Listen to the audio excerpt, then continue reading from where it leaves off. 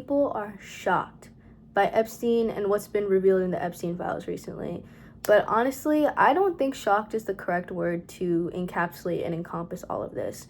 I think it's gruesome, horrific, and horrid. But once we analyze this from a systemic perspective, it'll be understood that what is going on right now is not shocking because the system in itself trained this outcome. But instead, it's just horrific and gruesome, especially the magnitude in which this has all happened. I don't want to centralize this. I'm not here to list names or rehash details. Other creators on YouTube, information on the internet already addresses all of that. I'm trying to understand the conditions in which something like this is even possible in the first place. What I believe makes this possible and why systems are set up in this way is due to this one main understanding. Power and a lack of constraint, combined with insulation, erodes and corrodes empathy. Extreme power creates insulation, whether that's through systemic loopholes, enablers. Insulation reduces feedback, and that reduced feedback erodes empathy. That is the essence of what has happened here with Epstein and the Epstein files. This is not ignorance. It is not a lack of intelligence. It is a lack of constraint. Knowledge without constraint does not regulate behavior. And this is a pattern we've seen time and time again, and not just of this magnitude and not just in this system, but even in certain academic systems with Title IX and such. We have all these trainings, but again, people still act on those behaviors they're told not to act on. Why? Because of lack of constraint. Because of no fear of consequences, because of a lack of accountability. You can understand, intellectualize, and know right from wrong, harm versus consent, ethics versus abuse. But if nothing checks you, if nothing's there to provide consequences or hold one accountable, knowledge becomes decorative. Just a facet to know, not anything that's implemented on. Now, what actually trains empathy? I used to think it was just understanding and intellectualizing feelings, but it's a bit more nuanced. It's actually way more nuanced than that. Empathy is not trained by knowing what feelings are, studying psychology, or understanding harm abstractly. Empathy is trained by consequence, reciprocity, vulnerability, being affected by another's limits, and dependency, not in an unhealthy attachment type of way, but dependency in terms of how we can gain what we want and need with mutuality and the help and understanding the value of others. Empathy isn't intellectual, it is regulatory. When someone has, call this the big four, money, status, legal buffers, and social protection, they are less regulated by others' pain, and the system reinforces this. The system enables this. It's kind of like a popular kid dynamic, and it makes people wonder, especially why so many people wanted to be associated with someone like Jeffrey Epstein. And the answer is this. As sad as it is very simple. Proximity to power confers status. People orbit power even when it is messy, dirty, and smells wrong, because power for many is safety. Social proof overrides moral hesitation for this exact reason, because being around people of power or social capital reinforces this understanding of stability and safety, even if it's not ethically or morally correct. This isn't unique to billionaires. It's the same dynamic as waiting and wanting to sit with the popular kid. This phenomena of the popular kid syndrome is scaled up in many systems. It's not just in this system that we see with Jeffrey Epstein and billionaires and the top 1%. It's scaled up in schools, different types of corporations, academia, politics, elite social circles. People don't ask, is this right? People aren't looking for moral and ethical alignment, especially at that level of power initially. What they are looking for is, what do I gain by staying close? How will this help me? And for many, especially once they get to the top, once they're powerful, it doesn't matter if it aligns with morals or ethics.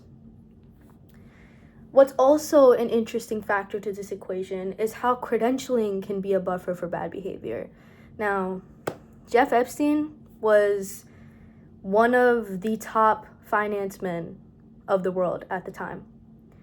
Credentials don't just signal competence, they absorb risk. There is an association that many make that someone's intellect or perceived competence makes them good.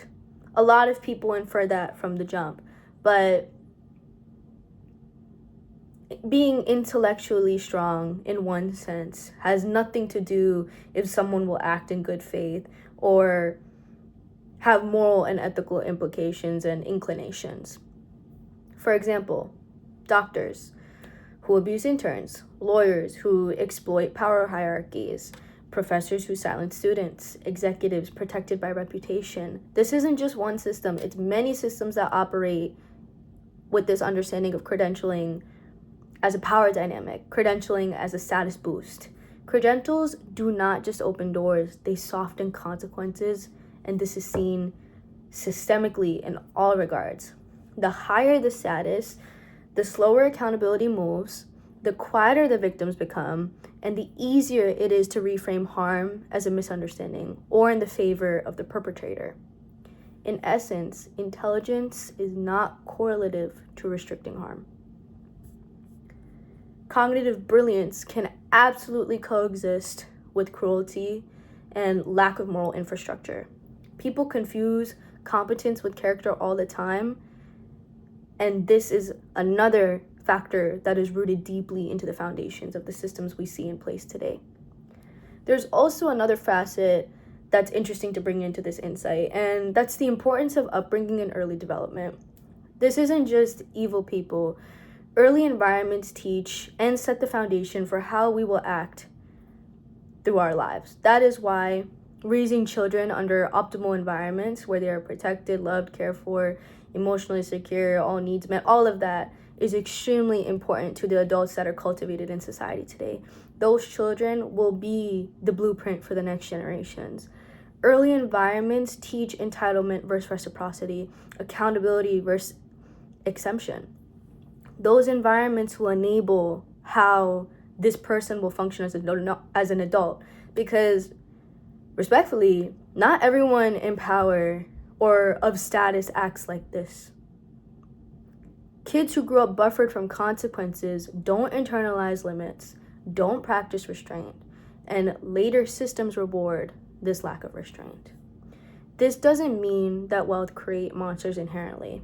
It means unregulated power distorts development. Now, we might be wondering, why do systems enable this? Why is there no moral or ethical backbone? Systems prioritize four main things. And unfortunately, ethics and morals aren't really intertwined with these four priorities: stability, reputation, continuity, and risk management. Those are the four things that many systems prioritize at their core. Not moral courage, not early intervention, not whistleblowers. So when abuse appears, it's managed, it's minimized, it's buried, it's reframed. And that is exactly what we've been seeing with many facets of what's been happening with the Epstein files as of recent. Institutions don't fail loudly.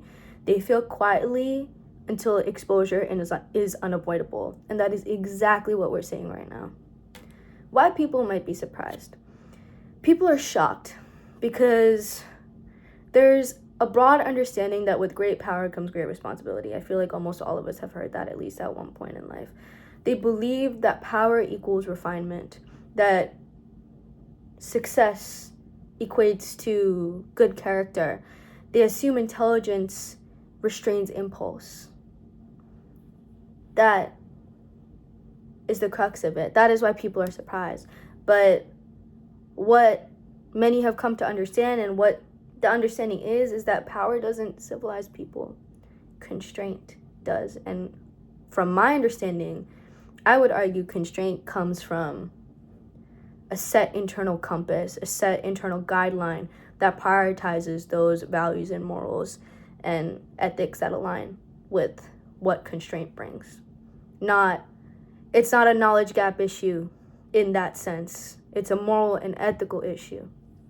And when the system does not reward morals and ethics, what is happening now is the cost of that. That is the trade-off. When constraint disappears, empathy decays, risk-taking increases, sexual behavior becomes erratic, and harm escalates. Now, the question isn't how many people were involved. It's why the structure made involvement this easy. This wasn't hidden either. It was protected because there was people who benefited from this being hidden. What is most disturbing of all of this is how predictable it was once one understands how power, insulation, and lack of constraint interact on the systemic level.